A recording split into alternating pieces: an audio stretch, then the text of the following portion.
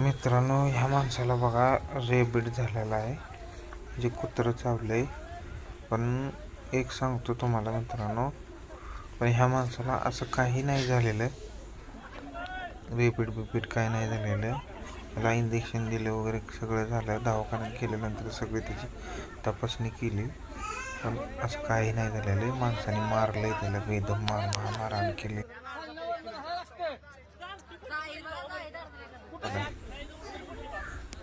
त्यामुळे माणूस तो असं करायला लागलेला आहे. असं काय नाही झालेलं त्याला, जरा परिणाम झाल्यामुळे ते असं झालेलं आहे. ही साताऱ्यातली घटना आहे.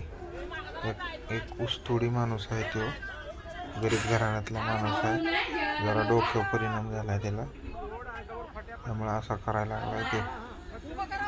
नाही का, असं काही झालेलं नाही.